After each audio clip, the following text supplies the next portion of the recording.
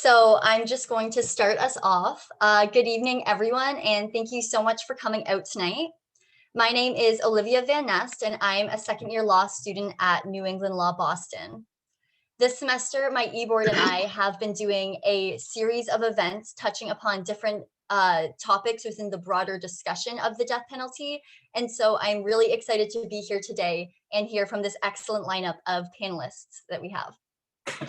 So tonight we have a number of systems impact speakers from Witness to Innocence to discuss the death penalty. Witness to Innocence is dedicated to empowering exonerated death row survivors to be strong and effective voices in confronting problems in the criminal justice system in the US. In this panel, exonerees will share their personal stories. Then the discussion will turn to what changes are needed in the legal process to prevent errors in the future and to strengthen the system for all involved. So now I will be honored to introduce our facilitator, Richard Dieter. Richard Dieter received his law degree from Georgetown University Law Center, where he was named the Public Interest Law Scholar. He served as the executive director of the Death Penalty Information Center in Washington, D.C. from 1992 till 2015.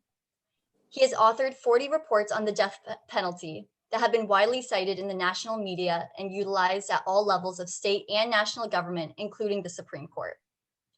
His most recent publication, Battle Scars, Military Veterans, and the Death Penalty, received the Congressional Black Caucus's Veterans Brain Trust Award. He also served as an adjunct professor at the Catholic University School of Law for 14 years. So without further ado, Richard, you can take it away. All right, thank you, Olivia. As Olivia said, I'm going to facilitate the process today, but the main event is right before you. We have some of our most valued in terms of their being asked for to speak around the country, speakers most experienced, and people who have really devoted their lives to making changes in the criminal justice system, despite having been abused by that system, and they will tell those stories. But in particular, we have both our executive director of Witness to Innocence and a chairman of our board, and I thought they both might say hello and just a word about what they do and who this organization is. So maybe Kirk, start. Good evening, ACS folks. It's such a pleasure to do this. And a big shout out to Russ Feingold, an old friend. And Witness to Innocence is an organization that's by and for death row exonerees and their family members. We support and empower exonerees to become better advocates for the abolishment of the death penalty. As executive director, I'm also a death row exoneree from Maryland. Spent almost 9 years in prison and 2 years on death row.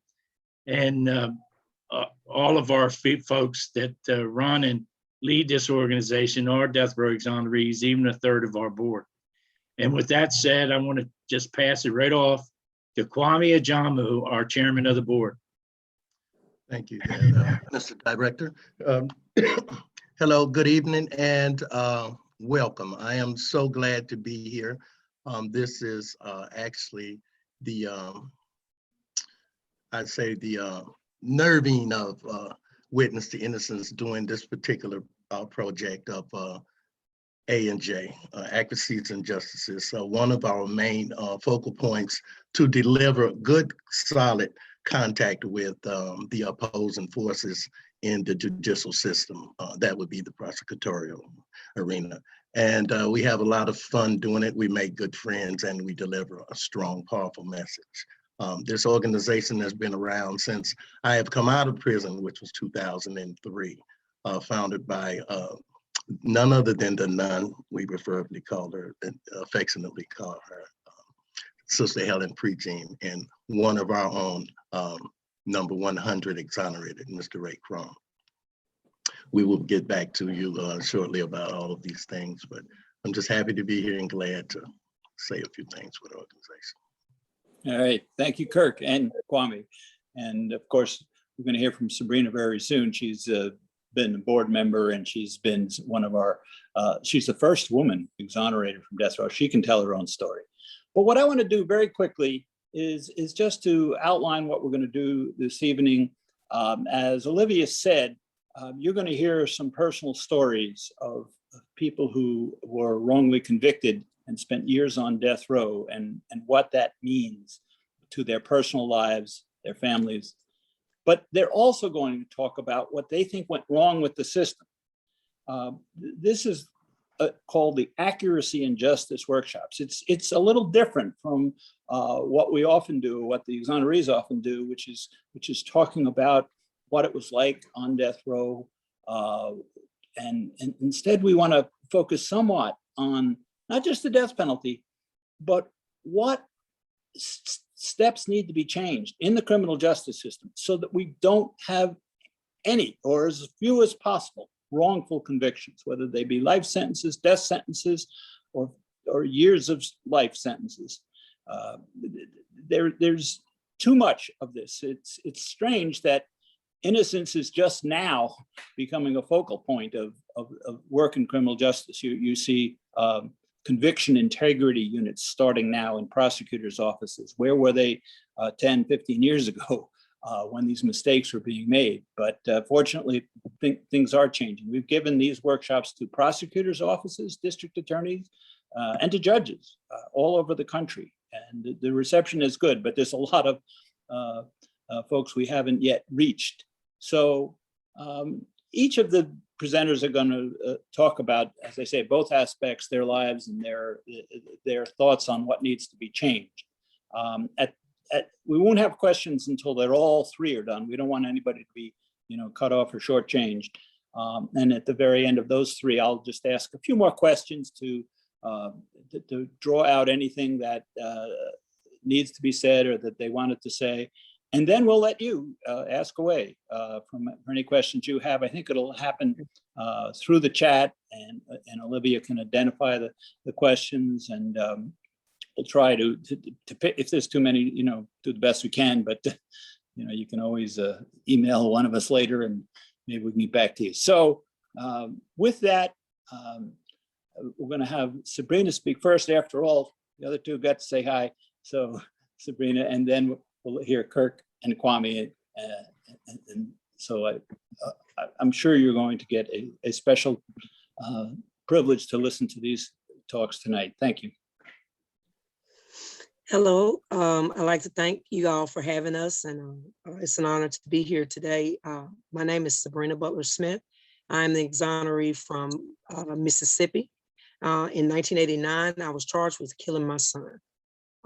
This was a case where, first of all, I was young. I was only 17, and I did not really understand what was going on and what was happening to me. But I went jogging one day and I left my son in the house by himself once I put him to sleep.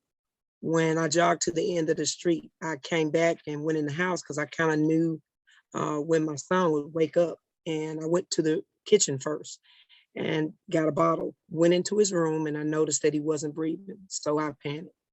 And I grabbed him and I ran outside in the apartment complex where I stayed. No one knew me over there because I had been, not too long ago, been moved over there. So people didn't know me. I didn't have a car or phone or anything like that. I was just I got the apartment. So the first apartment I went to was next door to me, and the lady opened the door, and it was late at night, so she didn't want to help me. So she closed the door in my face, and I had to run downstairs. And when I ran downstairs, I was screaming, trying to get somebody to help me. And a lady from an in apartment came and grabbed my son, and she took him and she put him on the floor in their apartment and started CPR. I ran out and I tried to get somebody else, and I finally got this couple who was willing to take me to the hospital. So when I went back in to get him, she told me to blow in his mouth, hold his nose, and press in his stomach. I applied adult CPR to my son all the way to the hospital, not knowing at the time that's what I was doing, but I was just scared and I didn't know, I was just trying to help him. So when I got to the hospital, thoughts started going in my head, and I was saying to myself that, man, you are in so much trouble because you left your son at the house. But never in a million years did I think that these people, would charge me with murder. That's exactly what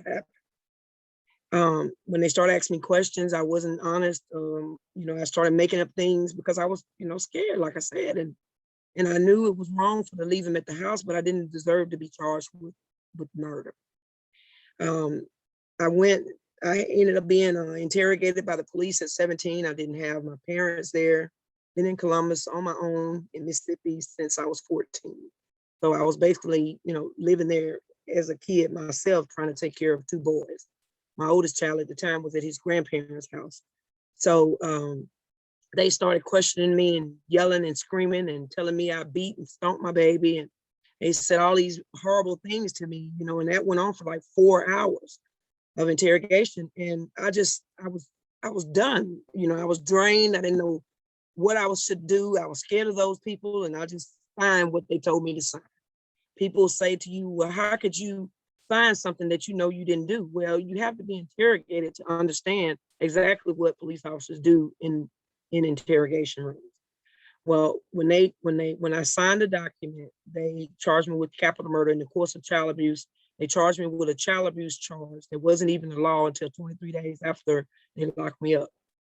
Sat in the county jail a whole year before trial. I saw my attorneys 2 days before trial.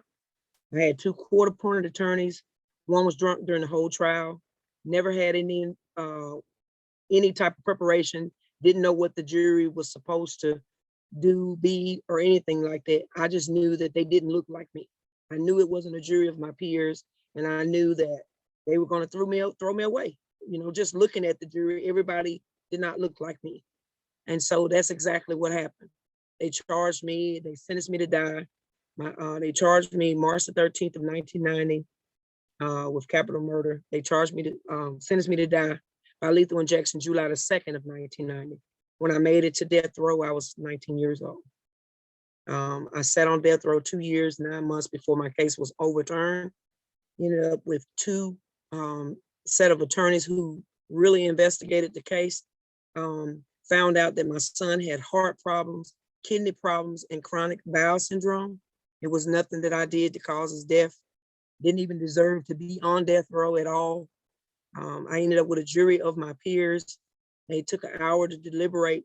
I was exonerated December of 1995. I walked out of jail and walked around from 1995 to 2009 without a job. Nobody would hire me. So everybody was like, well, you're exonerated and you're out and it's over. It's never over. We're always battling, trying to exist in this world. And I think it's wrong. The death penalty is not right. And that is sad that we all are tortured in this way. And I think that, something needs to be done. So I spend my time and every chance I can get working with Witness to Innocence, and any chance I can speak to tell my story as much as I can. And I'll yield the floor to whoever's next. Thank you very much, Sabrina. I'm sure we'll hear a little bit more when we're done through the questions. And Kirk, do you want to take it? Yes, sir. My name is Kirk Bloodsworth. I am the executive director of Witness to Innocence. However, I have another moniker. I'm the first person in the United States to be freed from a capital conviction based on post-conviction DNA testing. In 1984, I was an honorably discharged Marine. I'd never been arrested for anything in my life up to that point. I was a commercial fisherman on the Eastern Shore and fell in love and got married that spring of 1984. During the time, I had to go back to work in the summer as a commercial crabber. Now that's 16 hours a day, 6 days a week. And my wife, whom I just got married, couldn't stand that kind of life. And so she moved back to Baltimore. Well, like most people that love who they're with, I followed her. I hitchhiked up. I got a job within a week. I was there because I could move just about anything. I was, in the meantime, this was in July of that year. So 4th of July weekend. Now, on the 25th of July, a little girl by the name of Dawn Hamilton, 9 years old, was found brutally murdered and sexually assaulted in a wooded area near her home. Search ensued for the person responsible, who they saw in the area. He was described as being 6'5", curly blonde hair, bushy mustache, tan skin, and skinny. My hair was as red as an apple. I had sideburns down here with even more bright red, and I don't tan because I'm a redhead. My skin is ruddy, if anything, and I'm about 6 foot tall and weigh 220 pounds. They had 5 identification witnesses in all. All said they positively identified me as the last person. Now, I was arrested on a Thursday. They held a lineup on that coming Monday. They called every witness in my case and told them not to watch television because we've arrested a person we think is responsible for this heinous murder, and so don't watch it. Everybody in the Dawn Hamilton murder case that was a witness watched me being brought out on television. Now that Monday comes along, and the 2 main witnesses in the case were 2 little boys who never identified me as the last person seen with Dawn. It was, and the other 3 were very vague. One person said they had seen this person. There was no way that they could only, one witness said she could saw this person, but in fact, she only heard something. And there was another witness that only saw the back of a person. And one other witness, the other one, said that, they read and wrote their statement, except there was a problem with that. They neither one, she couldn't read or write. And these were the 5 identification witnesses they were putting me in front of.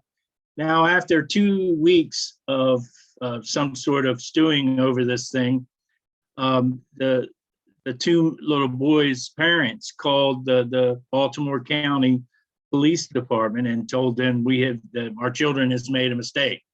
It's really number 6, and that's the position I stood in. There was no physical evidence in this case other than the witness testimony.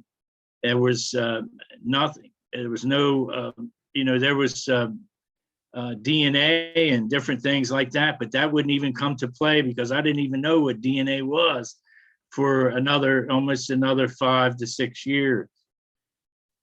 Now, I wound up, the gavel came down on my life on March 22nd, 1985, and 8 months after I was arrested, and I was sentenced and sent to death row in the Baltimore, Maryland Penitentiary on 954 Forest Street, where just 2 weeks before I got there, a guard had been disemboweled by a perceived insult from another inmate.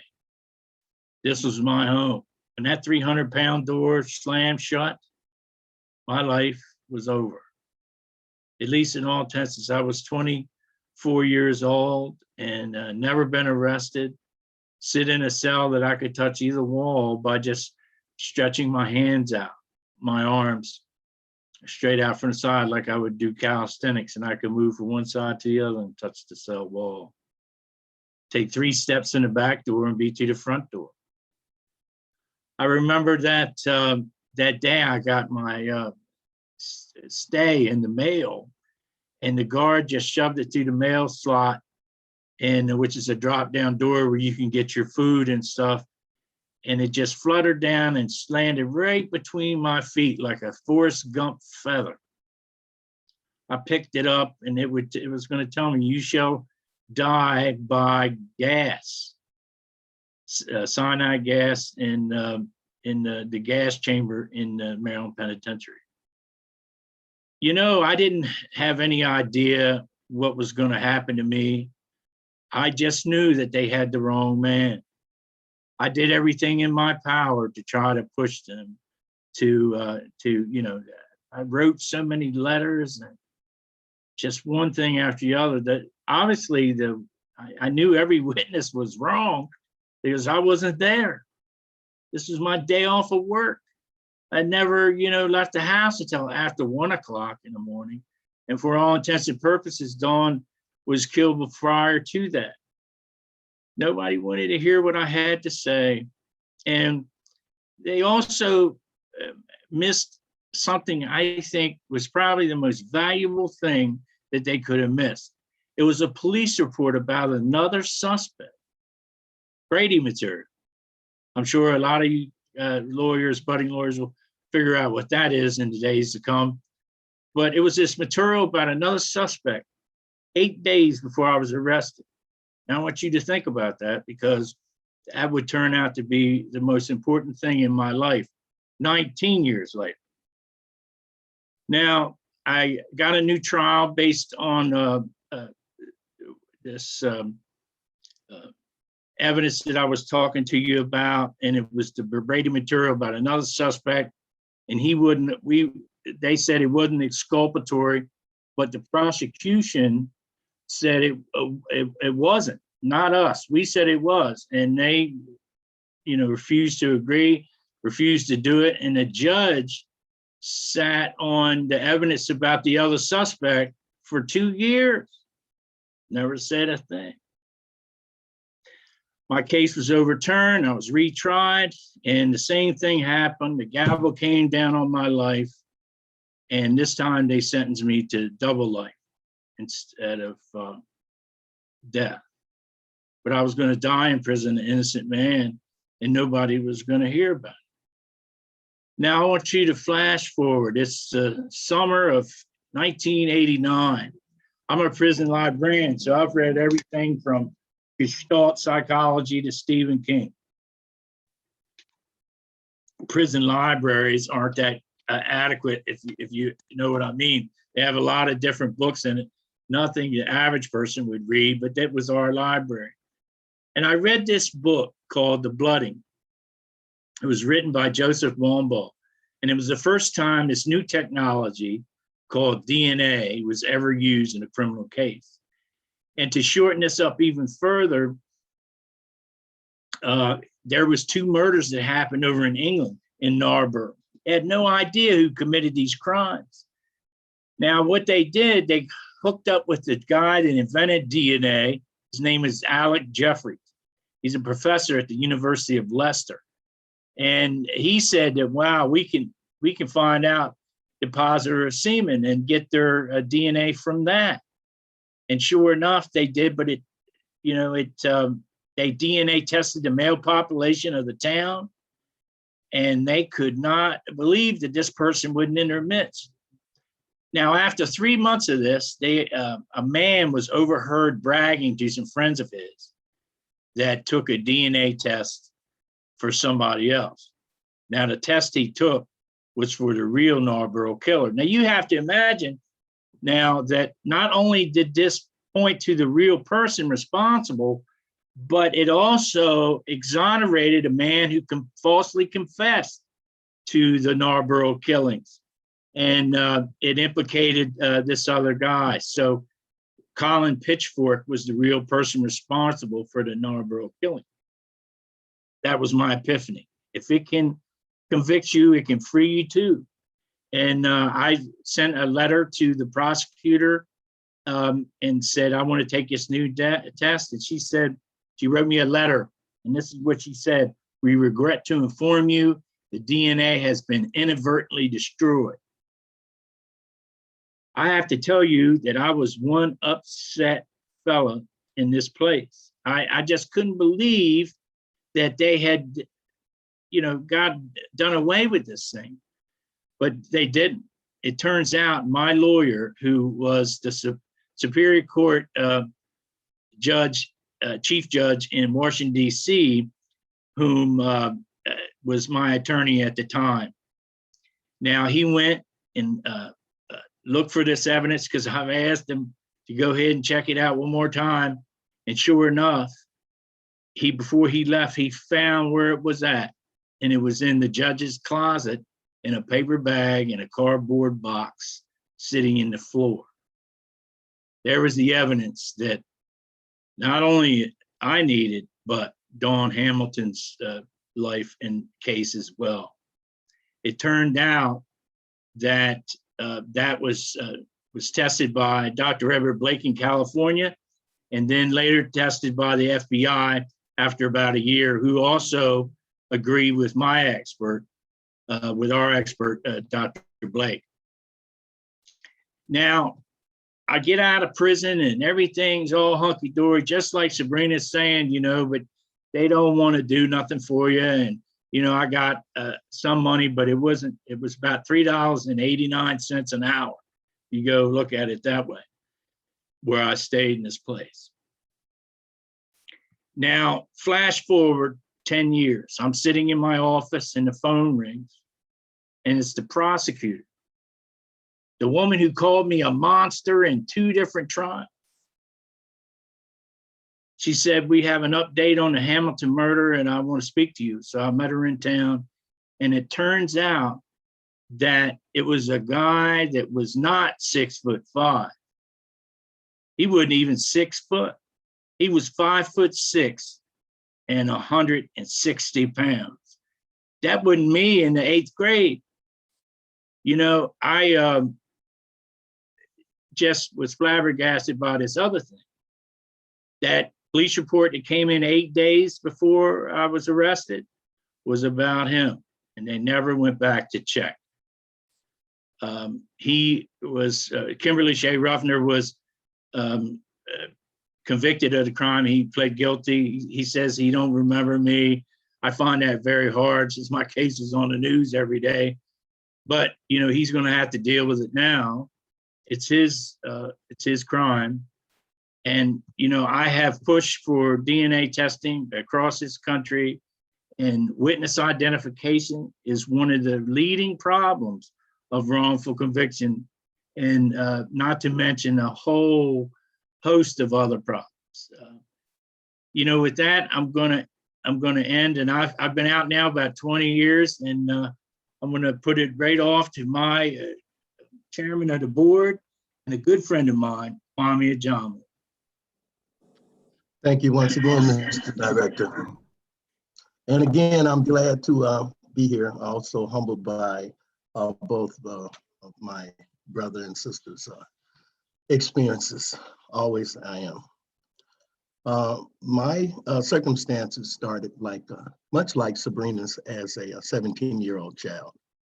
The year was 1975, city of Cleveland, Ohio.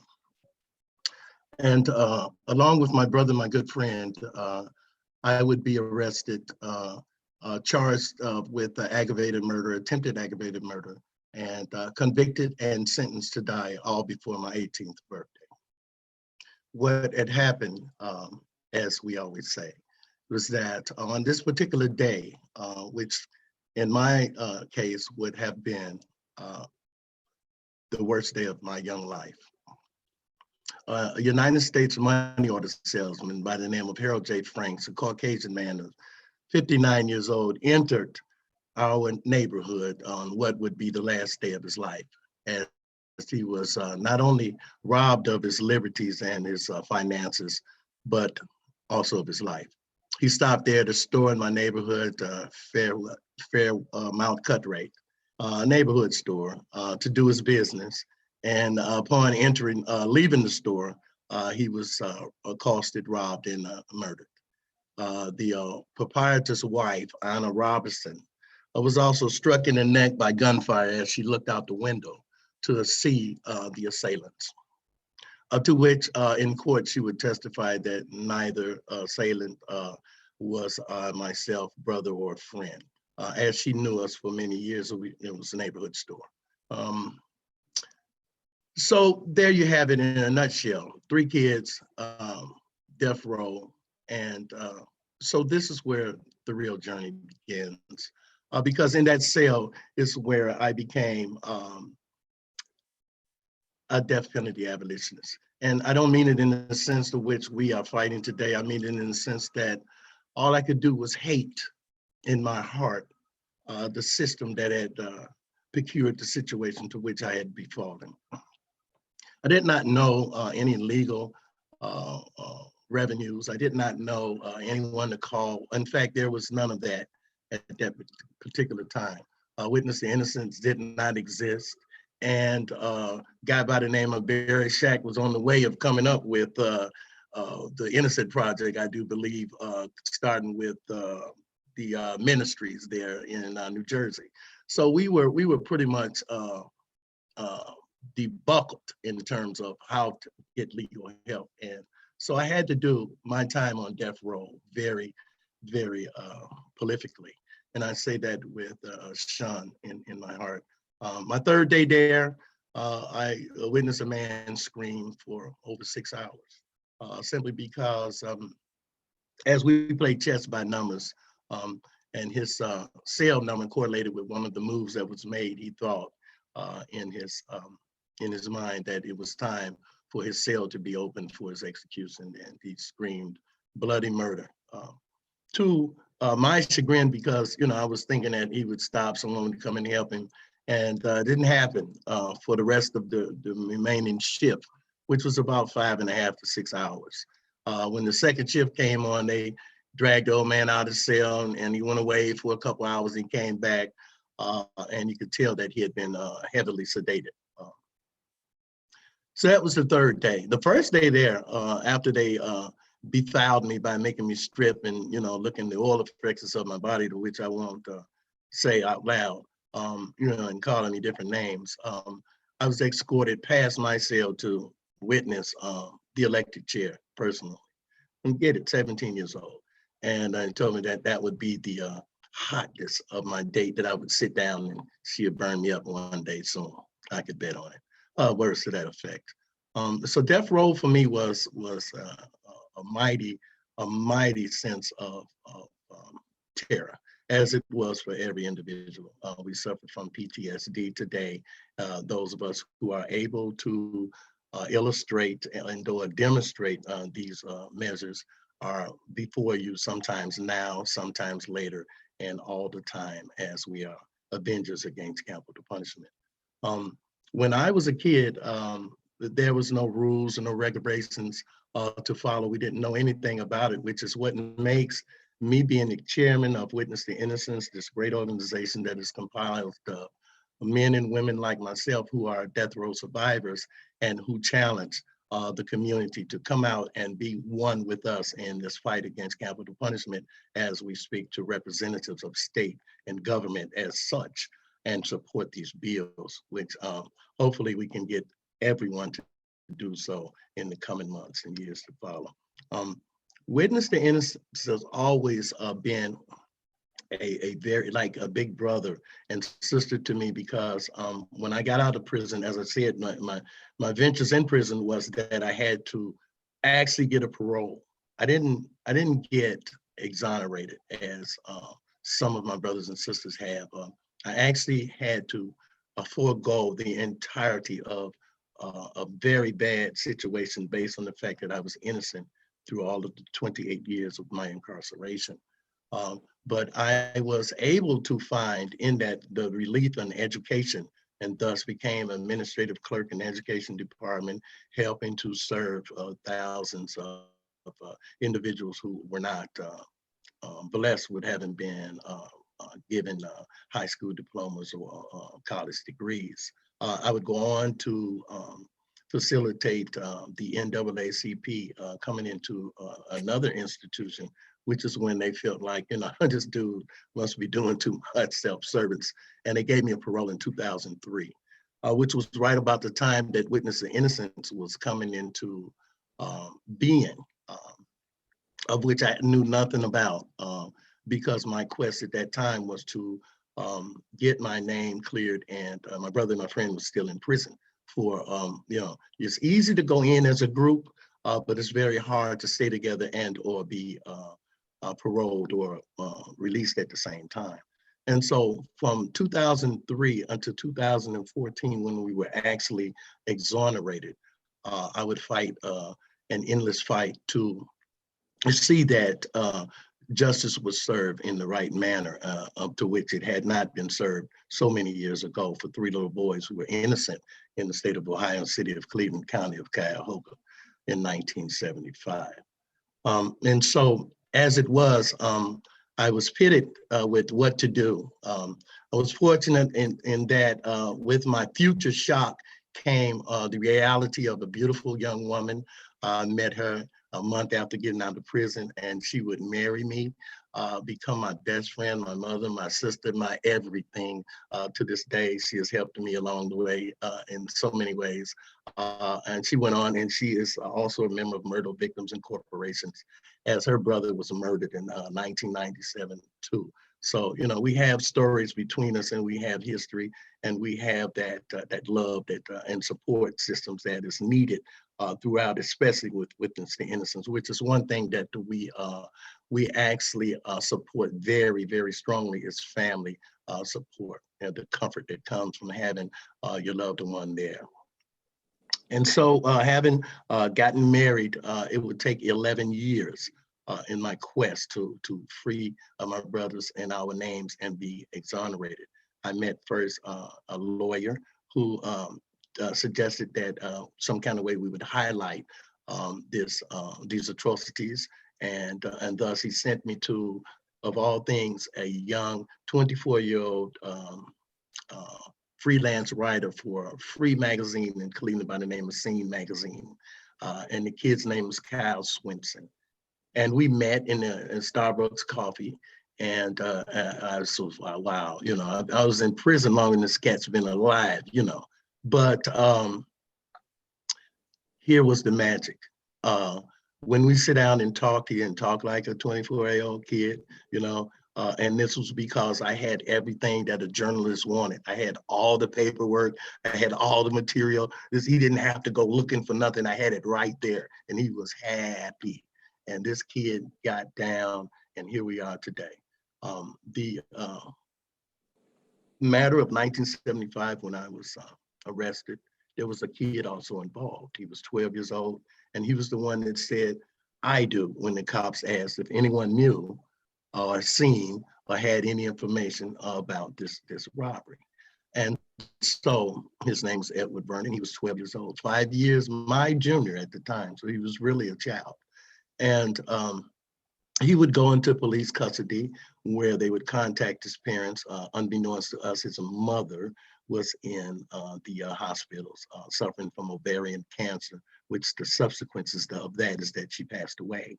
And which is where I can point out to where the coercion started with Cleveland Police Department, because this kid talked to his mother, and Edward had a history of telling stories, fabrications. And she told him, Edward, you know, if you're making this up, you need to fess up and come on out of there, you know. And so he tried to do that, but the cops told him, knowing what we didn't know, that his mother was sick and dying, that they would charge his mother with perjury, and thus send her to prison for 5 years. Well, Edward knew that his mother didn't have 5 years, you know. And so if he didn't go ahead with the story to which they concocted. At that particular time, I wasn't even a part of the story. It was just my brother and my friend. He came out of the interrogation room where he was with the cops, and he pointed out Ricky Jackson and Wally Brisbane, my brother, Wally Brisbane, Ricky Jackson, my good friend. I was in juvenile detention because I, again, was 17 years old. It would take a whole 12 days before I was written into the story. And in the interim of being written into the story, I was the guy who was standing outside the store as Mr. Franks went in, drinking a soda pop from a Dixie cup. The same guy as when Mr. Franks came out, who magically threw this drink from the Dixie cup into his face that now was battery acid that burned his face real bad, but didn't burn the Dixie cup, or didn't kill me whilst I was drinking it outside waiting on it. I was that guy, right? So they wrote me into this story like that. And my ride from that point was very, very rugged. I would lose 6 aunties, 3 uncles, a grandfather, a nephew, and that was just on my course of the 3 years being on death row. Throughout the entirety of my incarceration, the physical loss in my family and the separation is unmeasurable. There is nothing in this life that can repair that. There's nothing in this life that could ever measure how hard it is for me every day, even now, to think about this great loss, this atrocity that came to me out of a mere whim, simply because someone said, "Get that guy," you know. And so this is the reason why I exist as an abolitionist, and also why my heart will pound every day until there is no capital punishment. I thank you for that time. Thank you, Kwame. Thank you, Sabrina and Kirk as well. Every time I hear your stories, it hits me in a new way. You know, two people who were 17, one who was, you know, young and having your lives snatched at that point. I mean, we all can remember when we were young and kind of had more carefree lives, and that didn't happen for you guys. So that's, and another amazing thing is that I want everybody to realize is that, you know, if this happened to you, perhaps you'd be fully justified in saying when you finally got out that you never want to hear about prisons or prosecutors or lawyers even ever again, and just put that as far away from you as you possibly could. But instead, these three people, as well as other members of Witness Innocence, have said, you know, I don't want this to happen to other people, so that's why I'm going to take time. I don't always have a job. I don't have, you know, but yeah, call me up if somebody wants to listen to my story. And that's very generous, but also, you know, bills have been passed because of these speakers. States have abolished the death penalty because of this kind of activity of learning about innocence, personal stories. Let me just ask you a couple quick questions. You know, we have future lawyers here. What in either your first trial or your only trial, or what should your lawyer have done, or what was that representation like? Because they didn't do enough of a job to convince anyone, not only not to sentence you, but you should never even been convicted. If any of you want to talk about your, you know, some of the details about your defense lawyer, who they were, or what they should have been doing, what they didn't do. Sabrina, I know you talked a little bit about not getting visited before trial. Yeah. Major time. Well, in my case, they didn't call one witness. The girl that did the CPR on my son first, she was able to sit at the back of the courtroom the whole time. She was a white girl. I'm Black. They throw me away because my case was more racially motivated than anything. It was set up on race because this was a brand new prosecutor. He was like 25. He was overzealous. He wanted to make a name for himself. He took the jury to a picnic while they were supposed to be sequestered. He talked to all the doctors and nurses in one room. They already knew what they were going to do before they even saw me. My lawyers did not do anything. They got paid $1,500 for a capital case. One of my attorneys was a divorce attorney. He had no business being on a capital case. They didn't do anything in my defense. So that's how come I knew, being a child, even though I didn't know anything about the law, I knew that it was dead set against me because I was, like I said, it was not a jury of my peers. Nobody did anything to help. Nobody. And how did you get a different lawyer? How did that all happen? How I ended up getting a different lawyer was from another inmate in another prison. That's sad. Another inmate in another prison saw my case on the news and said, no, they can't do this. This is wrong. Started writing me, and they wrote the Jackson Poverty Center, and that's how I ended up with Clive. That's crazy. I mean, I didn't get any help from my attorneys at all. And Clive and them, once they got the information, they came into my case, and all the medical stuff that was going on in my son's case was right at the hospital. During my trial, Mississippi did not have enough money to do a proper autopsy report. They throw something together. The guy that was the autopsy guy, he was walking down the street one day and he saw an ambulance service and he said, "Oh, I won't buy that. It was up for sale." And he said, "Okay, I'm gonna buy that." He bought it and he was the one who signed my son's death certificate. Now, how in the world are you gonna come off the street and you're gonna see an ambulance service, you're gonna buy it, and you're gonna sign my son's death certificate and throw me away and put me in prison? That's crazy. I've never seen or heard anything like that before in my life. And right now, today, we're still, I got a daughter that's 18. She has the same disease my son died from. Nobody has never said I'm sorry. I'm still fighting Mississippi right now, trying to get his death certificate fixed because it still, after all these years, says he was murdered. And that's just not true. So I can't go and get no type of nursing license or anything like that because this is still a part of, even though I was exonerated, it's still a part of me. And that's why I fight as hard as I do, because it doesn't make any sense that lawmakers or whoever can do this to you and get away with that. And it's okay. That's not okay, because this is my life. And that's not fair at all. And that's what makes me mad right there. That's why I choose to fight, because I know that's wrong. And I hate to see anyone else go through this type of, situation. Here it is, 2021, and I'm still fighting the state of Mississippi concerning my case. And it shouldn't be like that. Wow. Either of you guys want to talk about your lawyer? I know. Yeah, I can jump in there for a second. I was smiling at one point when she was talking about her lawyer, because my cats, let me best back up and say that where I was at mentally, the real law was out. I was into judge for the defense, Perry Mason, television lawyer. So I knew, what those cats do. All right. So now speed forward to me in this case, 17 years old, we in trial. And every time that I felt like Perry Mason should have jumped up and, fixed his tie for that objection, my lawyer wouldn't do it.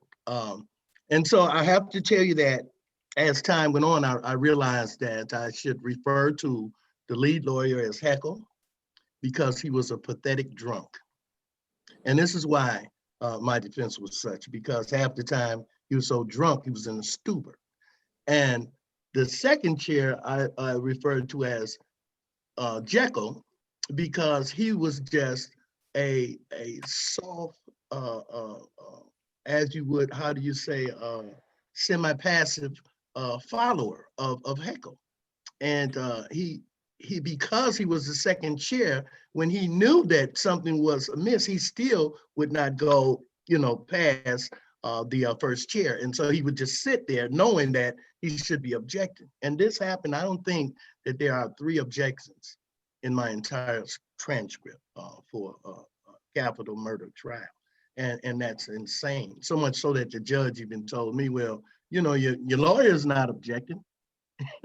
What the hell you. And so, but again, that young, that inexperienced, I didn't want to be continuous disrespectful, let me say, because of my ignorance. That, I came off as being, hot-tempered, disrespectful, but actually it was someone who saw that he was being railroaded and pitted against in a very dehumanizing way, simply because I was powerless in that courtroom, where I knew that it seemed even my lawyer was against me, Heckle, the drunk, And so, I understand Sabrina's situation, as do from being chairman of Witness to Innocence. I get a lot of personal phone calls and emails from men and women and families of people who have suffered and who are suffering as such. Nothing I can do about them but send them to the other end of our umbrella of protection, which would, of course, would be the Innocent Project and networks, where lawyers are at, but I get a lot of people who write to me and call me and say, hey man, this is happening and that's happening, and the most I can do is verbalize the education of which I went through, tell them my story and how it goes. I don't have any legal advice, but I understand, man, and I hate it deep in my heart. I do. Did your conviction get overturned because your lawyer was so inept, or was it some other reason that got overturned? That is so strange, because one of the most, pointed measures that we took was ineffectiveness of counsel, and they just shot right past it. And I'm thinking, that's actually, we're going to talk about this later, you and I, but to the world, I'm telling you that this is actually in when I was got off of death row, it was because of a lawsuit filed by a female inmate who was on death row. And this was at the same time that this appeal, process was going on for me for this ineffectiveness of counsel.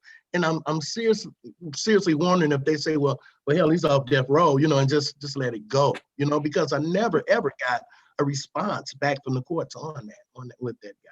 Never. Mine was overturned through the prosecutor.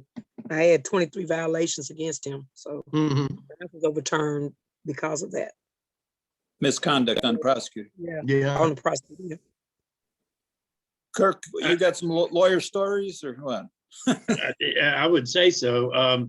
And just quickly, my first attorney, and I want you guys to picture a prison room with a glass partition. I was waiting on you to say that one. You talk through the telephone type of application, and so he comes in and he comes through an archway that's 8 foot high and 10 foot wide, sits with his back to a brick wall. And the first thing out of his mouth, he tells me, he said, "Kirk, you're in a lot of trouble." I thought that was very astute of him, and because I was, they were death penalty and all that. And he said, and he looks at me through the glass, and his back is through this brick wall. And the first thing out of his mouth, he goes, "I know my way around the courtroom. I know my way around the criminal justice system. We're going to find our way out of here together." We talked about the case for about 20 minutes. And right before he gets ready to leave, he reiterated what he said in the beginning. He said, "Kirk, I know my way around the courtroom, and we're going to find our way out of here together." He put his hand on the glass to say goodbye, picked up his briefcase, turned around, and ran right in the wall. What? He can't find his way out of the jail. Now, I have to tell you, that is the funniest thing that ever happened to me in my life, and it's a shame it happened as I was going to death row, but it's a true story. And but it would be like that for a lot of things. The prosecutors in my case withheld evidence about another suspect, deciding on their own whether it was exculpatory or not. Mm-hmm.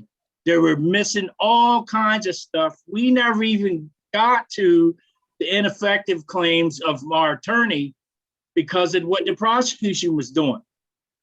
That, they were making up their own stuff, and they were just really, it's a lot of misconduct that they were doing. And, at the end of the day, that's what turns the corner for an innocent man or not. And the criminal justice, the criminal legal system has no justice, in my opinion, at times because of this matter. It's not about convictions. It's about justice. And you can't have justice if you don't do it right to start with. Yeah. I know. That is a funny story, though. Yes. Sabrina, you mentioned feelings or evidence of racism. And I'm just wondering, you want to talk more about that, or Kwame or Kirk, in terms of whether you felt racism at play, either against yourself or other death row inmates, in the system. Was it clear that was going on in addition to the other things you've talked about? Yeah, I know it was clear in my case because when I ended up with the second attorney, we found out that the district attorney prosecution, he intentionally struck as many Black jurors as he could. That was his intention, to get white jurors on my jury and those that would vote for the death penalty. That was his, and the judge let it win. He did a lot of illegal stuff to try to get a conviction in this case. So we knew that going in, and it's sad that it was like that, but yeah, we found that out in the end. Yes. Yeah, I could say the same thing. Based on so much was going on in the 70s here in Cleveland, Ohio. We just come off of two what they call racial discrepancies or riots. King's killing in '68, and now it's '75. So it's like a smeltering of these guys trying to find a way socially and economically, in already a part of town that has been disconnected from the real cities. We were not suburbanites. We were all in the lower east side of the town, so there was already this I wouldn't say hatred, but there was really roughness between the citizens, the community, and the police. We had no talk to the cops situation going on, which was a big thing in my case. One of the young ladies involved in the defense in my case, to this day, when I speak to her, she reminds me that, I was only 11 years old, and my daddy wouldn't let me come, so just wouldn't, so we had to understand that that's how it was then. There was a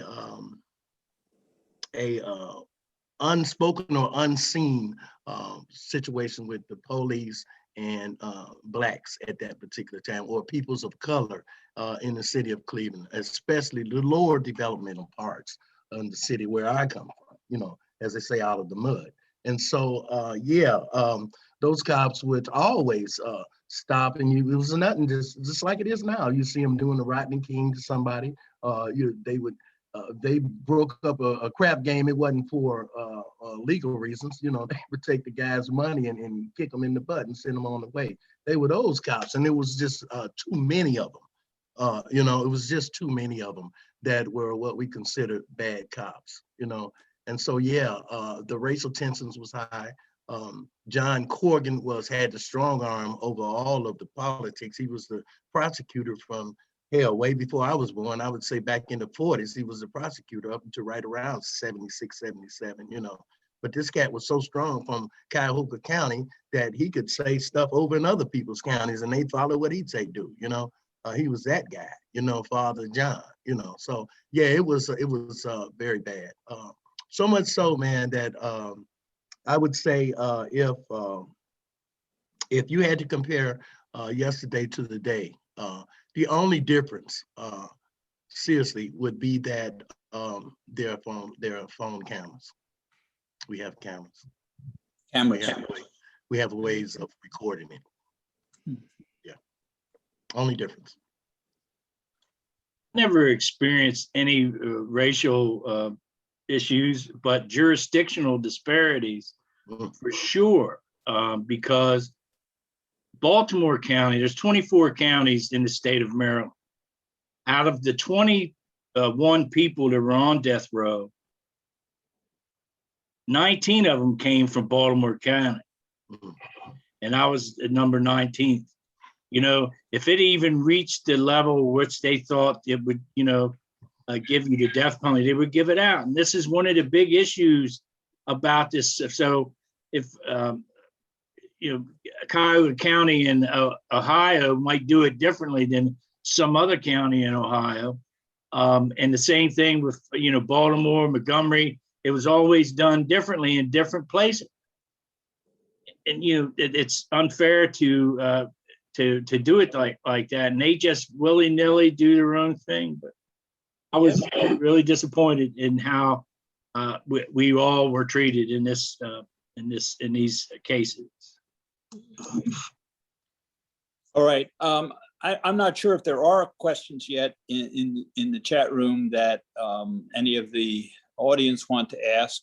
I don't know, Olivia, if you see any or I no. don't have any questions in the chat yet, but I do see Russ's hand is up and he might have a question. Go right ahead. Senator Feingold.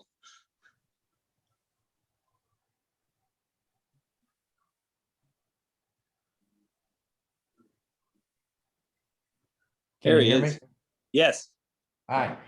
I just wanted to say hello to everybody. And of course, Kirk and I go way back to some of the first hearings on this ever. And this was just incredibly compelling to hear all these stories together.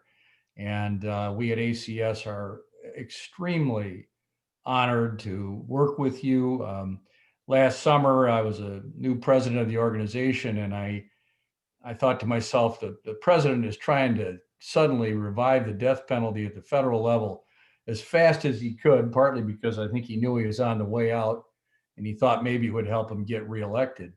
But that was such a disgusting thing to have the federal death penalty revived after all those years and so quickly and so harshly. So I just want all of you to know, because you've been devoting your lives to this, that I've cared about this my whole life. And one of my goals is, hopefully long before I'm gone, that the death penalty will be gone as well. So it's very courageous of all of you to continue to tell your story. And I just want to thank you, and thank you, Richard, for your advocacy. Thank you.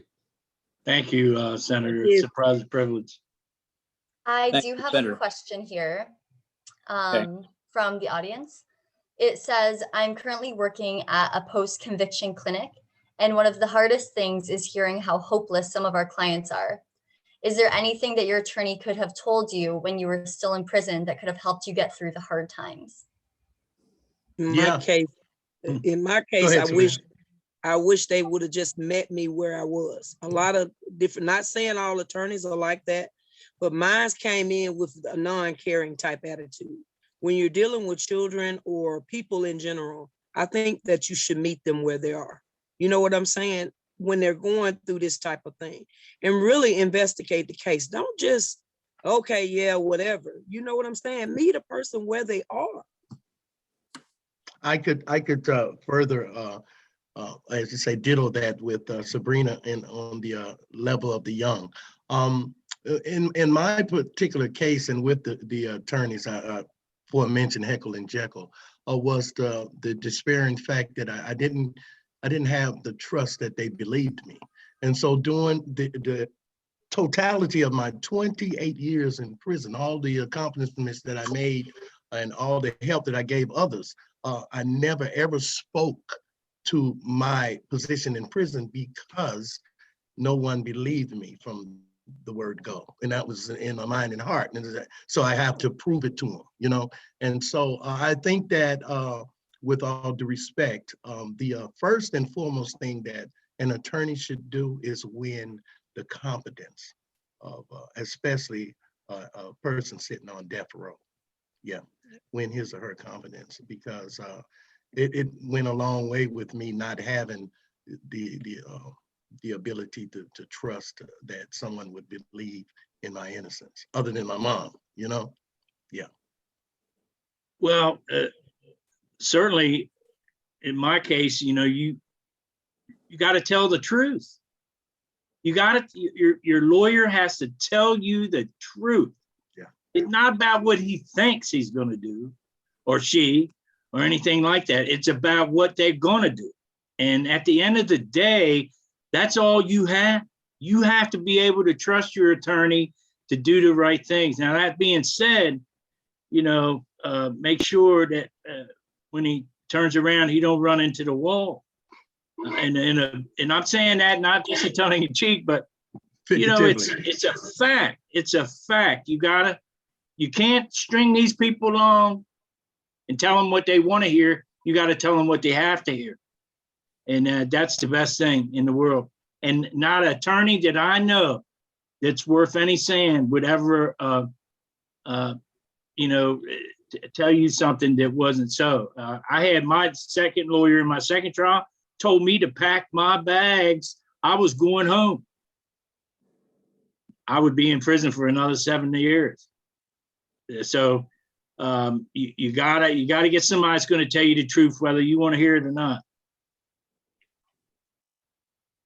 Excellent. Thank you so much. The next question says, can any of you speak to what you imagine a more just criminal legal system would look like? What is your vision of a better future? You want me to do it? Yeah, go ahead, Okay. start. Go ahead, Sabrina. Well, I think my vision of a criminal justice system is to level the playing field on both sides. The prosecuting attorney has he has got the right to choose and pick. And he has everything, all the stops pulled out for him. He can do this and he can do that. Why can't the defense side have the same thing? And I also think that no man should have complete immunity, no immunity whatsoever. I don't think that should be in there. And I don't think you should death qualify a jury. I don't think you should do any of those things. You know what I'm saying? Because these are people that you're coming off the street. They really don't understand about picking somebody's life, putting them on death row and all this. You giving them certain stuff you want them to see, certain stuff you don't want them to see. If you want a just system, I think that you should have a level playing field. It's not right where some can and some can't and some did not even think about it. That ain't right. Say more about immunity, because I don't think that comes up much in law school. I don't think the prosecutor, see, with a prosecuting attorney, he has immunity to do whatever. And nothing is done to him when he does wrong. He can have an argument with his wife or her husband or whatever and come in and throw you away. You know what I'm saying? And nothing is done. And I don't think that's fair. I don't think that, you know, it should be where they're open to a lot of lawsuits. Don't get me wrong. But I still don't think one person has the right to have complete immunity over another. I don't think that's fair at all. I think you should take that out. But the judges, the prosecutor, whoever, I don't think they should have it. You can't have an attorney that has all the cards. And so, you know, if they do something wrong, somebody's got to hold them accountable. If you go to have a surgery and a doctor leaves some forceps in your abdomen because he's doing some sort of adectomy, it's his fault. You don't always see the forceps in the stomach of this. Is what he didn't do and what he's trying to do. Certainly, as it turned out, my lawyer, both of them, have been investigated for more stuff than enough. I hit the lottery of incompetence. Yeah. Kwame, what's your vision? I mean, who holds them accountable? What happened? Right. So, right. so yeah, that is what I was going to say, Sabrina, is that accountability is the one thing that's not. It's so ambiguous how we deal with that side of the political spectrum. You know, as you say, they have the deck is stacked. They got all the great lawyers. They get called everybody, and there's no expense when it's a trial. And you know, he can hide this one ballistic test for 16 years, and then when we find it, you know that it was prosecutorial misconduct, but it's okay. We're going to give the guy or the girl a exoneration, and you know, hopefully they're in a state where they might give them some type of financial compensation, you know. But if not, oh, what the heck, you know, they just, you know, down in Alabama stuck, you know, on some dirt farm trying to fend for themselves after being in prison 20 years for a crime they didn't commit. So it is the ambiguity of all of it, right, on that side that gets to me. And I think that if we can, like you said, clear some of that away and make it justifiably equal, as in Kirk was given the example of the executions not being unfair. Cuyahoga County has 88 counties, yet there are 6 counties that only prefer to have death sentences at the end of a trial of the 88 counties. So it's definitely ambiguously, it's definitely unfair, and it's without a doubt unfashionable to have in a community where people think and use real-time resolutions to these problems and situations. So I agree 100% that there is change coming, and we are the apparatus of change. I will strongly stand behind that statement till the day I die. More questions? Now we have a bunch of great questions, but I do want to note that we have 5 minutes left. So I'm going to ask, I think, just one more, which says, what is the broader impact of the death penalty and wrongful conviction for the community? Well, let me start. Go ahead. And then I think, Kirk, you might want to end it. Sabrina in the middle, all right? Because this is a good one. That's a great question.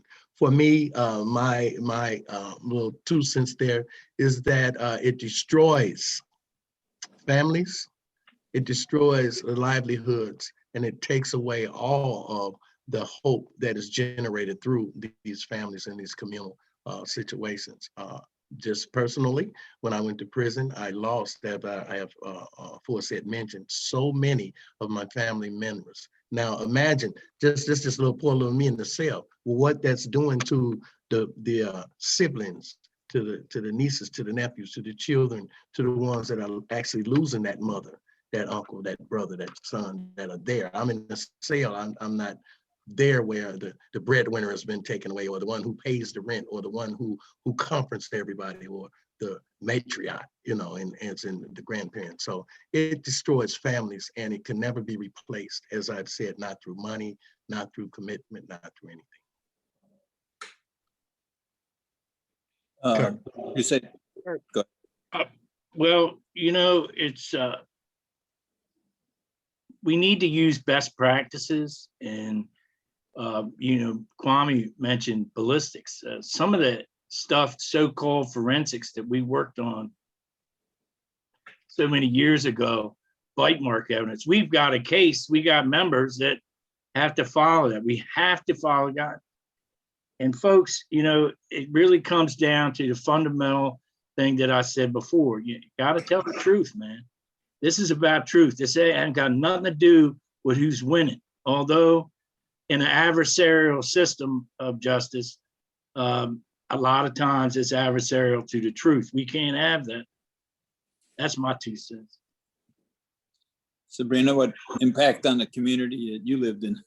Or Well, the impact on mine is my son, my oldest son. He was left behind. I didn't get a chance to grieve my son. I didn't get a chance to know where he was buried. My oldest son, I had to reconnect with him. My mom, she suffered and stressed so bad that she ended up with cancer, and my mom passed, fighting for my life.